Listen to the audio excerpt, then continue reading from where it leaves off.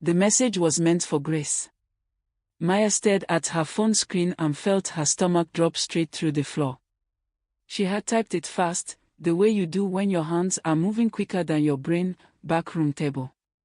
Something is very wrong. I think we need to call someone. Simple. Urgent. Meant for her coworker standing 20 feet away by the dessert cart. But Grace's name wasn't on the screen. The message had gone to the restaurant's internal staff group chat. The one that included the manager, the head chef, the sommelier, and, she scrolled up with a shaking thumb to confirm her worst fear, the private event coordinator who reported directly to whoever had booked the back room tonight. Maya pressed her back against the cold tile wall of the kitchen corridor and forced herself to breathe. In. Out. Slow. She had 4 seconds before the message got read by the wrong person. Maybe less. She deleted it from her end, knowing full well that meant absolutely nothing. The damage was already flying through the air, invisible and unstoppable, landing in pockets and on wrists and on screens she couldn't reach. Her heart was hammering so loud she was genuinely surprised no one could hear it over the ambient jazz bleeding through the restaurant walls. Grace appeared around the corner with 2 empty appetizer plates and stopped when she saw Maya's face. What happened to you? You look like you've seen a ghost. I did something stupid, Maya whispered. And I think I'm about to get fired. What did you do? I sent a message to the wrong chat. Grace set the plates down slowly. What kind of message? Maya opened her mouth. Closed it. Because explaining the message meant explaining why she sent it, and explaining why she sent it meant explaining what she had heard at that table 20 minutes ago, and that conversation, that specific, dangerous, jaw-dropping conversation, was not something Maya had fully processed herself yet. It had started simply enough. She had been pouring the second round of wine. Table 7. Back room. The reservation had come in under a holding company name, the kind of name that means nothing and is designed to mean nothing, and the manager had briefed them before service with the kind of tone that communicates everything without saying anything directly. Be professional. Be invisible. Do not ask questions. The tip will be worth it. Maya had been invisible her whole life. She was good at it.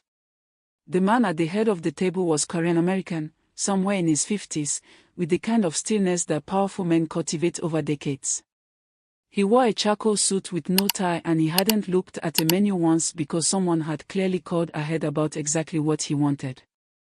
His name, as far as Maya knew, was Mr. Kim. That was all she needed to know. Across from him sat 2 men who had flown in from Seoul. She knew this because she had overheard the event coordinator confirm their airport transfer that afternoon. They were businessmen, formal, composed, the kind of men who measured every word before releasing it into the world. Between them all sat the translator. He introduced himself to the room as Daniel. He was polished in a way that felt rehearsed, like he had practiced being trustworthy in a mirror every morning. Expensive watch. Perfect posture. A smile that arrived exactly when it was supposed to. Maya had poured the wine. She had kept her eyes down. She had done everything she was supposed to do. And then she heard it. The man from Seoul, the older one, Mr. Choi, was speaking in Korean, and his tone was careful, measured, the tone of a man raising a concern he hoped would be received well. Maya understood every word of it because she had grown up hearing that language in a small house in East Atlanta where her grandmother, Loretta Johnson, had worked for the Park family for 22 years. Korean had entered Maya's ears the way all important things do when you're a child, not through study, not through effort, just through proximity. Through Saturday mornings. Through Mrs. Park teaching her grandmother recipes. Through arguments and laughter and the ordinary texture of a life lived across 2 languages. She had never thought it would matter outside of that small house. She was wrong.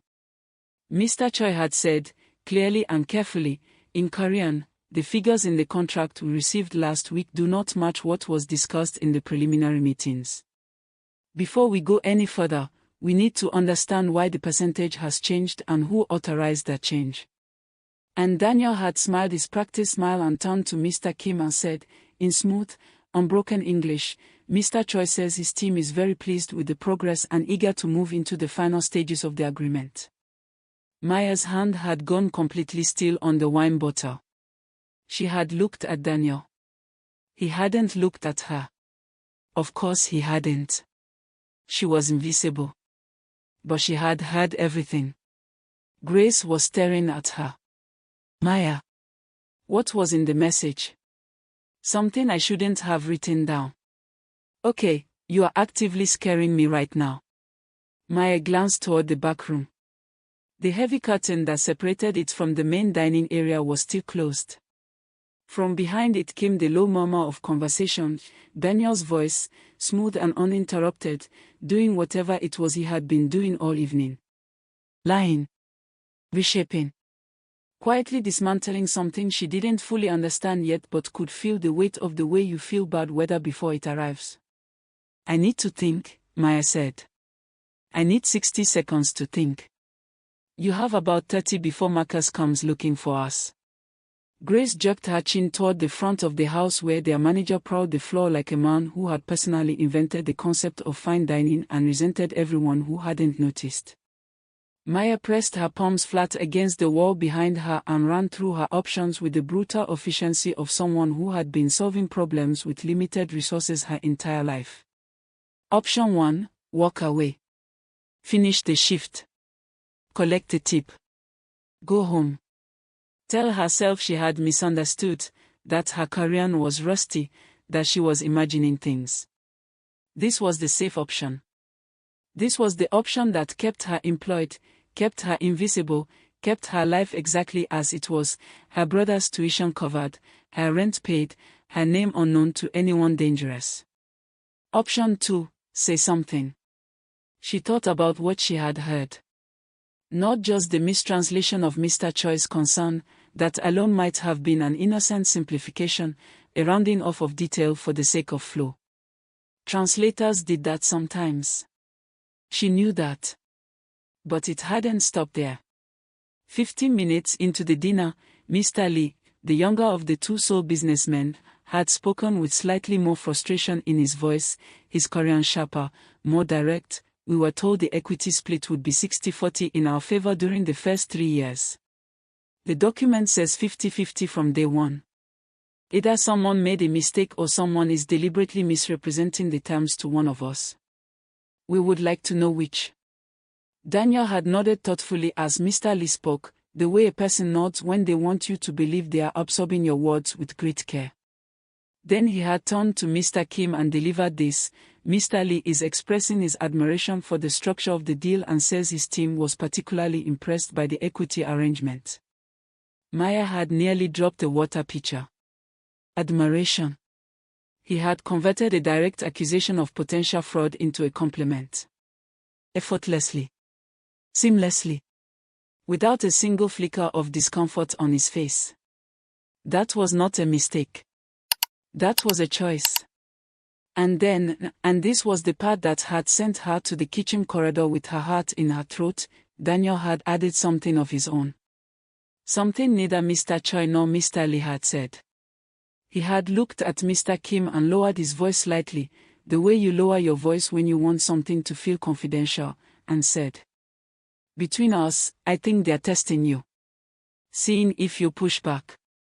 Men like this respect strength above everything else. If you show any flexibility on the terms tonight, they'll see it as weakness." Mr. Kim had said nothing in response. But something had shifted in his posture. A tightening.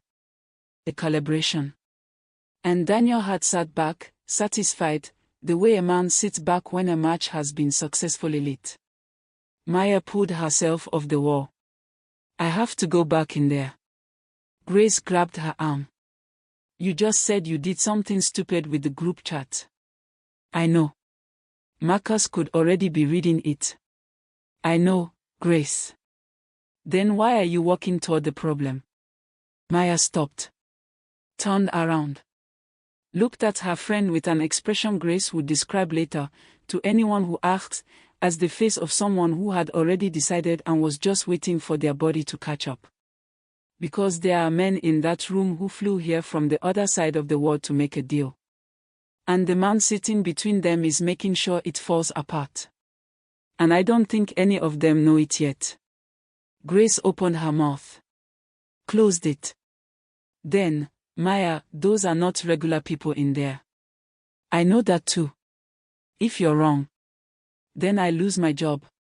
Maya smoothed her apron. And if I'm right and I say nothing, I have to live with that. And I've been carrying enough already. She pushed through the kitchen door before Grace could say another word. The backroom curtain was thick burgundy velvet, the kind that absorbed sound and added weight to every entrance.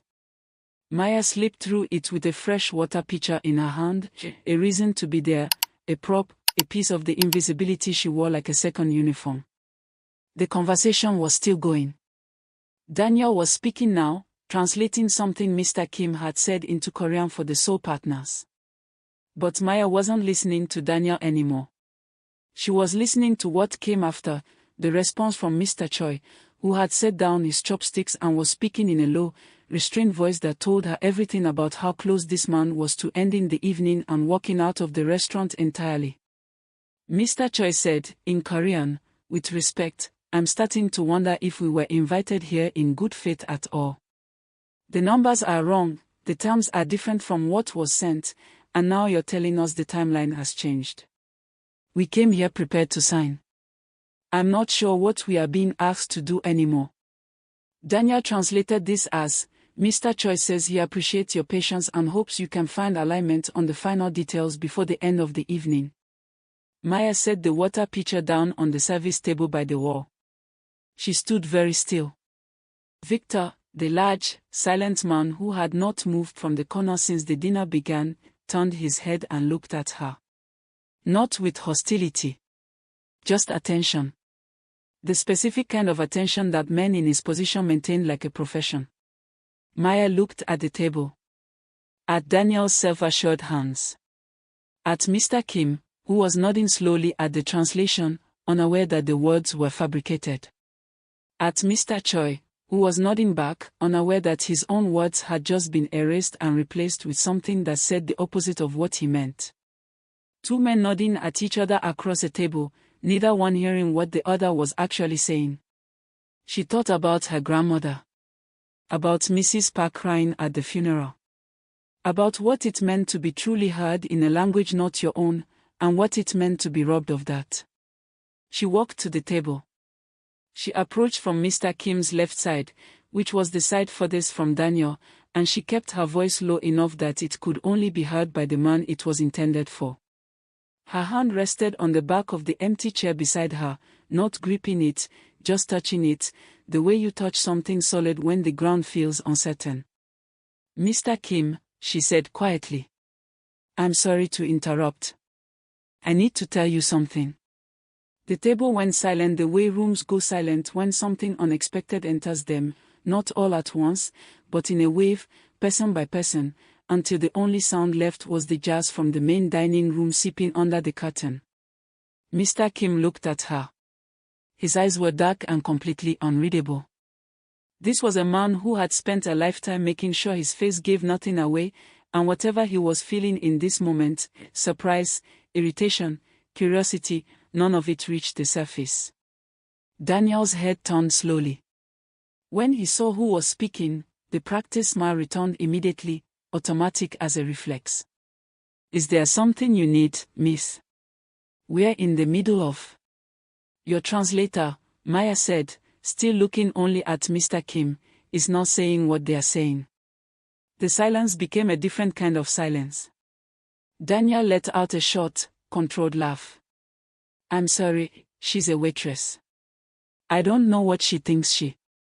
What did Mr. Choi say just now? Mr. Kim's voice was quiet.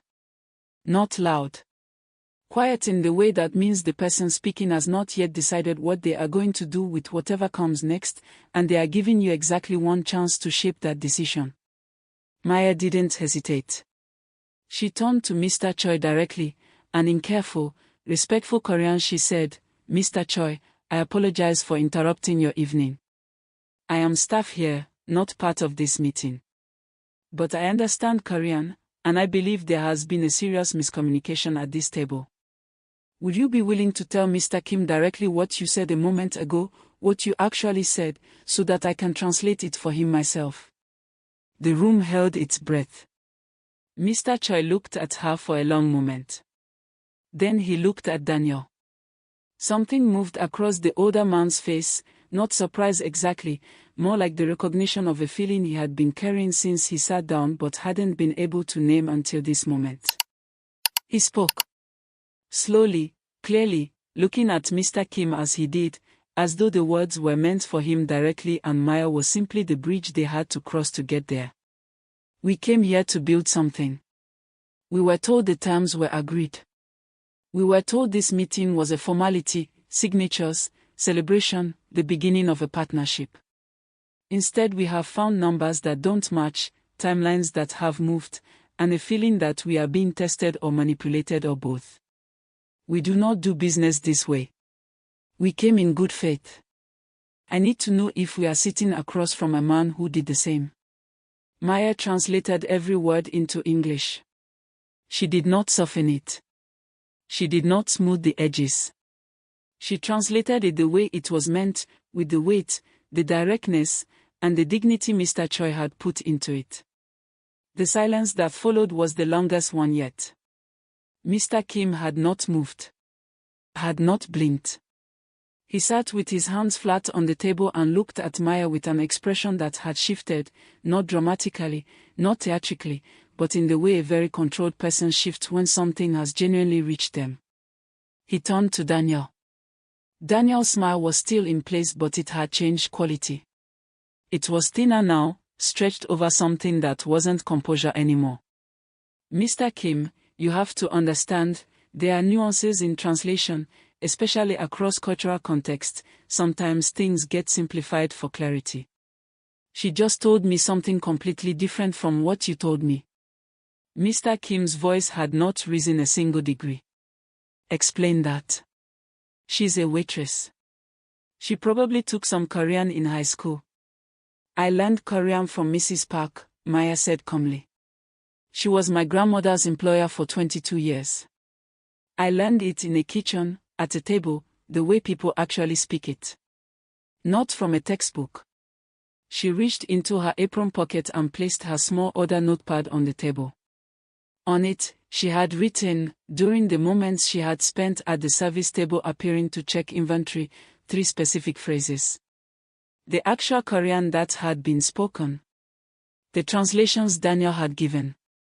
And below each pair, a single word, different. Mr. Kim looked at the notepad for a long time. Then he looked at Victor. Victor had been still for the entire dinner, a presence rather than a person, the kind of man who made a room feel smaller simply by being in it. At Mr. Kim's look, he straightened slightly, which in the language of men like Victor, was equivalent to anyone else standing all the way up. Daniel saw it. His chair scraped back an inch. Not far. Just enough to betray him. "I want to hear," Mr. Kim said to Maya, "everything you remember. From the beginning of this dinner. Every translation you heard. Every word." Maya pulled out the chair she had been touching since she walked to the table. She sat down. She started from the beginning, the way her grandmother had always told her to tell a story, not from the most dramatic part, but from the first moment something felt wrong. Because the first moment was always where the truth was hiding.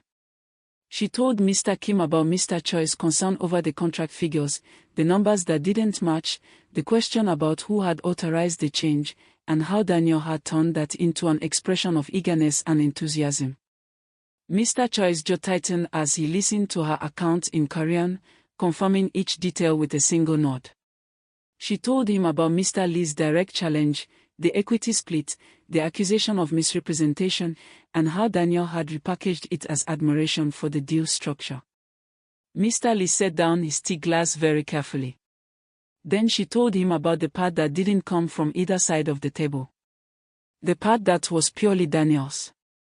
He told you, Maya said, looking directly at Mr. Kim, that the Korean partners were testing you. That they respected strength above everything and that any flexibility would look like weakness. He said that to you alone, quietly, so they couldn't hear. They didn't say that. Nobody said that.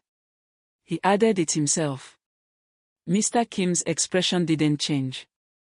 But something behind his eyes did, a realization moving through him the way cold moves through a room when a window opens, slow and total and impossible to ignore once you feel it. Why would he say that? Mr. Kim asked. Not to Daniel. To Maya. As though Daniel were no longer a participant in the conversation. As though he had already been removed. Because, Maya said carefully, if you believe they are testing you and you believe they want you to be rigid, you stop listening. You stop negotiating. You get defensive. And a deal between two parties that actually want to work together falls apart because the man in the middle made sure neither one ever heard what the other was actually saying. The table was completely still. Then Mr. Lee spoke in Korean, sharply, and Maya translated before Daniel could open his mouth. He says he wants to know who benefits if this deal doesn't happen. Mr. Kim's eyes moved to Daniel like two slow-moving weights. Daniel had stopped smiling. The watch on his wrist caught the light as his hand moved slightly toward his jacket pocket, not reaching for anything, just the unconscious movement of a man whose body had started looking for exits before his mind had fully acknowledged the situation. Victor moved. Not quickly. He didn't need to. He simply repositioned himself from the corner of the room to directly behind Daniel's chair, and that repositioning changed the entire geometry of the space. The room got smaller. Daniel got very still. I want his phone, Mr. Kim said quietly. Mr. Kim, I have rights. Victor. Daniel's phone was on the table in under 4 seconds. Mr. Kim didn't touch it. He slid it across the table to Maya. Is there anything on here that can answer Mr. Lee's question? Maya looked at the phone. It wasn't locked, the screen had stayed active from when Daniel had last used it. She didn't go looking through it. She didn't have to. Because the last message thread was already visible at the top of the screen, and the name attached to it, the name Daniel had been texting as recently as 40 minutes ago, right around the time he had stepped out briefly to take a call, was not a name Maya recognized. But it was a name Mr. Kim clearly did. She turned the screen to face him. Mr. Kim looked at it for 3 full seconds. Then he sat back in his chair and let out a breath through his nose, slow and measured, the exhalation of a man who has just watched something he suspected become something he knows. Marcus Cole, he said. The name landed in the room like something heavy dropped from a height. Mr. Choi and Mr. Lee exchanged a look. Victor's hands moved to rest behind his back. Who is Marcus Cole? Maya asked, because she was the only person at the table who genuinely didn't know, and she had earned the right to ask. A man, Mr. Kim said, who has been trying to take what I've built for 3 years. Not directly. He doesn't do anything directly. He looked at Daniel with something that wasn't anger, it was colder than anger, more precise. He sends people. Daniel said nothing. There was nothing left to say. His entire architecture, the practice smile, the expensive watch, the 3 years of trusted proximity, had collapsed in the span of 15 minutes, and the man who had sent him here had just been named at a table full of people who now understood exactly what had been attempted tonight. The deal you came here to make, Mr. Kim said, turning to Mr. Choi, and this time his Korean was halting but genuine, clearly unpracticed, clearly real. The original terms. Your terms. Send them to my phone directly. Tonight. We will sign what was actually agreed. Mr. Choi studied him for a moment. A long moment. The kind of moment that contains an entire assessment of a person's character compressed into a few silent seconds. Then he nodded. Once. Family. Mr. Kim stood. Daniel stood too, involuntarily, the way people stand when they realize it's over. Two men appeared at the curtain. Maya had not seen them enter. She had not seen them anywhere in the restaurant before this moment. They were simply there, the way things that have always been planned appear exactly when they are needed. "Take him out quietly," Mr. Kim said.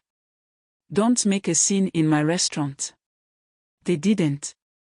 Daniel walked out between them without a word. The curtain fell back into place. The jazz from the main dining room filtered back in. And the back room of Onyx breathed again for the first time all evening, slowly, carefully, like something that had been held underwater and had just broken the surface. Mr. Choi and Mr. Lee excused themselves to make calls, to Seoul, to lawyers, to whoever needed to know that what had almost happened tonight had not happened, and that the deal was still alive. They left the room together, speaking in low, relieved Korean, and the door swung closed behind them. That left Maya at the table. And Mr. Kim. And Victor in the corner, who might as well have been part of the architecture at this point. Mr. Kim reached for the wine bottle and poured 2 glasses. He placed one in front of the empty seat across from him and looked at her. Not warmly, he wasn't a warm man, or at least he wasn't a man who wore warmth easily. But there was something in the way he looked at her that was different from how people usually looked at Maya Johnson. He was looking at her like she was actually there. She sat down. "You understand," he said, "that what you did tonight was not a small thing. I know. You walked into a room full of men you don't know and told one of them that the person he's trusted for 3 years was lying to his face. In front of witnesses. With no guarantee of what would happen to you when you finish speaking. I know that too." He was quiet for a moment. In the background, the jazz played something slow and low, a bass line like a heartbeat. "Why?" Maya looked at her glass. She hadn't touched it.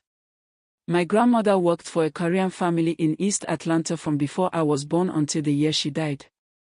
The Parks. They were not rich. They were not powerful. They were just people. But they treated her like she was theirs, like her life mattered to them. When she got sick, they drove her to every appointment. When she passed, Mrs. Park held my mother's hand at the funeral and cried like she had lost her own mother. She looked up. She taught me Korean because she wanted me to understand the people she loved. She used to say, language is how you know someone is real to you. That you can't actually see a person until you can hear them." She paused. What was happening in this room tonight was the opposite of everything she ever taught me. Someone was making sure 2 groups of people couldn't hear each other at all. I couldn't sit with that. Mr. Kim was quiet for a long time. Outside, through the walls, the restaurant hummed with ordinary life. Couples on dates. Business dinners. People celebrating things and mourning things and simply eating because it was Tuesday and they were hungry. The ordinary world, pressing gently against the walls of the room where something extraordinary had just happened. "Your grandmother sounds like a woman worth knowing," Mr. Kim said finally. "She was the best person I've ever met." He nodded slowly. Then he reached into his jacket and placed something on the table between them. An envelope. Thick, cream-colored, sealed. He slid it toward her. "That," he said, "is 6 months of your current salary. I had Victor confirm your employment file before dinner." "Don't ask me how." Maya looked at the envelope. She did not touch it. Thank you," he said. "Take it." "I don't want it." Mr. Kim tilted his head slightly, the way a man does when something surprises him for the first time in longer than he can remember. "Everyone wants something."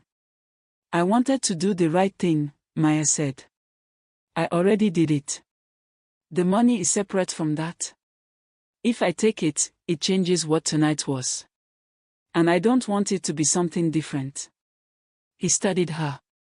For a long time. Longer than was comfortable, But Maya had spent years being studied by people who were deciding whether she mattered, and she had learned to hold still under that kind of gaze. Then he reached into his jacket again and placed something else on the table. A card. Simple, heavy stock, one line of print. "That is not a thank you," he said. "That is something different."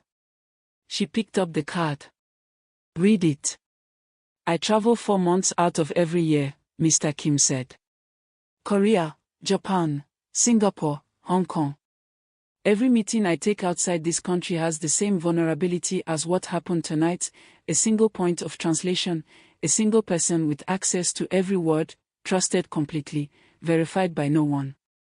You showed me tonight what that cost." He looked at her steadily. "I need someone in that room who actually hears both sides. Someone whose entire purpose is to make sure nothing gets lost, nothing gets altered, and nobody is playing a different game than the one on the table." "I'm a waitress," Maya said. "You're a woman who heard what no one else in this room heard, understood what no one else in this room understood, walked in anyway, and told the truth to a table full of people who could have made your life very difficult for doing so." He picked up his wine glass. "I've paid for less useful people for years. Tonight proved I wasn't paying for the right ones." Maya looked at the card in her hand. She thought about Darius, his tuition, the calculations she ran in her head every month between what came in and what needed to go out. She thought about her grandmother's voice, the particular cadence of her Korean, rounded and warm and learned through love rather than study. She thought about the moment she had stood in that kitchen corridor with her back against the cold tile wall, running through her options, telling herself the safe choice was to stay quiet. She thought about the face of Mr. Choi when she had spoken to him directly in his own language, and his whole body had changed, not because of what she said, but because someone had finally heard him. She stood up, smoothed her apron, looked at Mr. Kim. "I'll need to give 2 weeks' notice," she said. "Marcus doesn't deserve it, but Grace does." Something moved across Mr. Kim's face. It was brief and he contained it immediately, the way a very controlled person contains things. But Maya caught it. It looked something like respect. Maybe something like relief. The expression of a man who had spent the evening being reminded that the world contained people who could still surprise him. 2 weeks is fine," he said. Maya picked up the card and slid it into her apron pocket. She lifted her water pitcher from the service table. She was still on shift. There were still tables in the main dining room that needed attention. Her life did not change all at once, it changed the way it always had, one ordinary motion at a time, except that now on the other side of those ordinary motions was something completely different waiting. She pushed through the burgundy curtain. Grace was standing on the other side of it, arms crossed, eyebrows somewhere near her hairline, in the posture of a woman who has been waiting for information and has run out of patience. "Well," she whispered.